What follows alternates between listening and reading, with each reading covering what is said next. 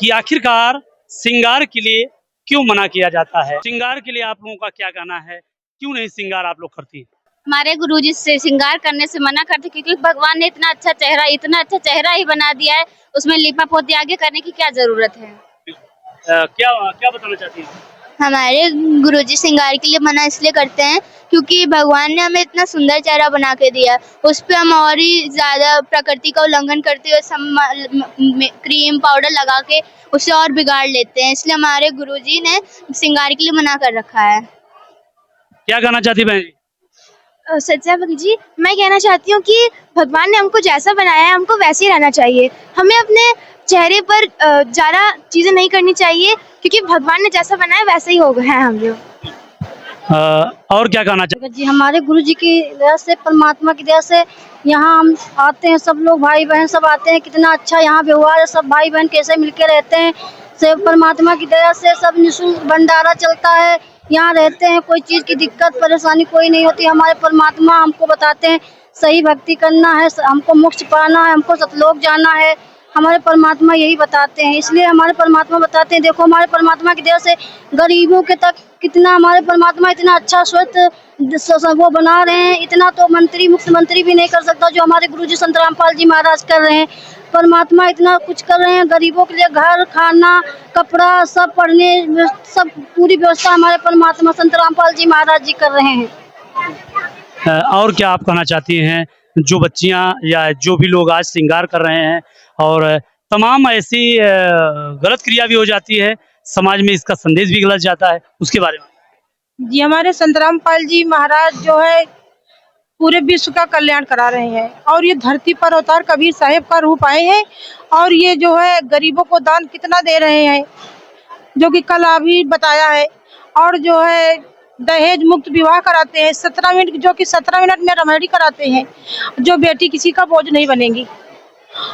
और जो लाखों लोग शादियों में खर्चा करते हैं बिना फजूल का, फिर भी बेटी दुखी रहती हैं। क्यों दुखी रहती हैं? उनको ज्ञान नहीं है। हमारे संत रामपाल जी महाराज जो है ज्ञान बताते हैं। अच्छा, ये भी कहा जाता है कि तमाम लोग दहेज देने के बाद भी बेटियां ससुराल में प्रताड़ित की जाती हैं और मार भी दी जाती हैं, लेकिन संत रामपाल जी महाराज जी के यहाँ 17 मिनट में रेमेडी होती है, और वो भी बिना दहेज की होती है। उसके बारे में आपका क्या ख्याल रहेगा, क्योंकि आपकी भी बच्चियां होंगी, आप भी रेमेडी शादी करेंगी, क्या ख्याल है उसके बारे में आप?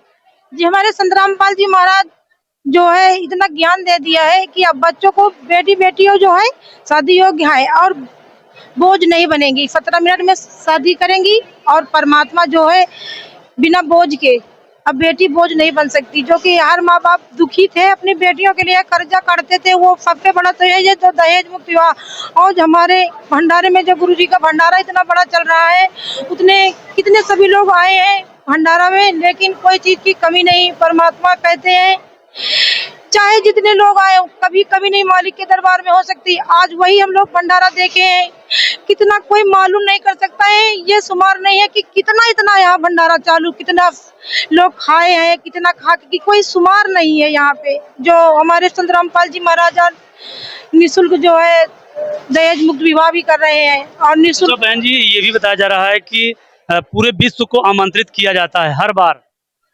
जी, हमारे गुरु महाराज संत रामपाल जी महाराज साल में 8 या 10 बार भंडारे का आयोजन करते हैं, और पूरे विश्व का निमंत्रण देते हैं, कल्याण कराते हैं।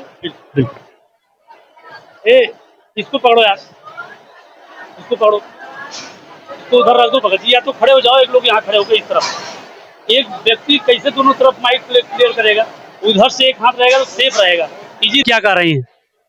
हम गुरु जी की भक्ति करते हैं, हमारे गांव में बहुत जलते हैं, हमारा खेती बाड़ी में नुकसान कर डालते हैं। हाँ, बंगला फूंक देते हैं, चोरी कर लेते हैं। चलिए, परमात्मा के ऊपर विश्वास रखिए, परमात्मा दया करेंगे। अगर भक्ति दी है तो परमात्मा सब कुछ करेंगे। अगर आज संत रामपाल जी महाराज जी से नाम दीक्षा लेते हैं लोग, और अन्य लोगों से नाम दीक्षा ले रहे हैं, दोनों लोगों में क्या अंतर है? हमारे संत रामपाल जी महाराज जी हैं जो बिल्कुल नामदान पे जाके बिल्कुल निःशुल्क, मतलब कोई नाम दीक्षा लेने के लिए कोई पैसा नहीं देना पड़ता है, बिल्कुल निःशुल्क नाम दीक्षा मिलती है। और वहाँ पर जितनी भी व्यवस्थाएं रहने की, खाने की और नहाने की सारी व्यवस्थाएं बिल्कुल फ्री हमारे गुरुजी देते हैं। और क्या बताना चाहती हैं? ऐसा भी कोई ज्ञान बताने वाला इसके पहले आपको मिला था?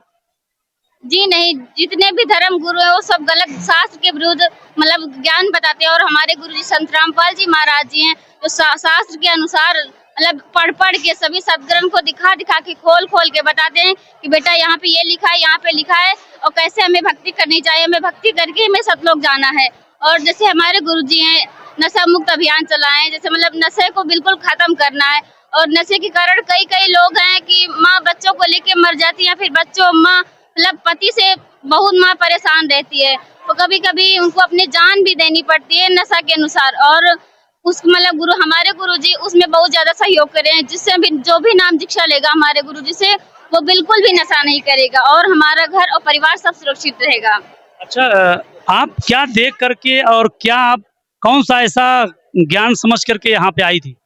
हमारे गुरुजी जो संत रामपाल जी महाराज जी हैं शास्त्र के अनुसार ज्ञान बताते हैं, और उनका ज्ञान बहुत ही ज्यादा अच्छा है, और हम लोगों ने भी हम लोग पढ़े लिखे हैं, अब सब कुछ पढ़ लिख सकते हैं और ग्रंथों को देख भी सकते हैं कि हमें कहाँ पर क्या लिखा है, कौन गुरु क्या बताता है वो गलत बता, लेकिन हमारे गुरुजी जो संत रामपाल जी महाराज हैं वो शास्त्र के अनुसार ही ज्ञान बताते हैं।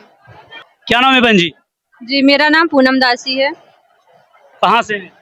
जी मैं गांव कचनार की मड़ैया सिकंदरा कानपुर देहात से हूँ।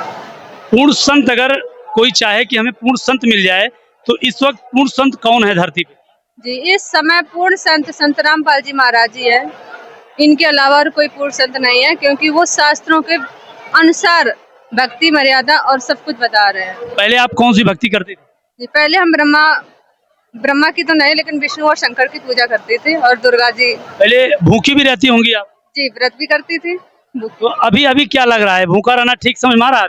जी नहीं, भूखे पहले रहते थे, लेकिन तब कभी कोई लाभ नहीं था, दिन भर भूखे रहो, रात में चक्कर आ जाते थे। आज हम खूब खाते भी हैं और परमात्मा भक्ति करते हैं और बहुत सुखी से रहते हैं, हर परेशानियां दूर चली जाती हैं।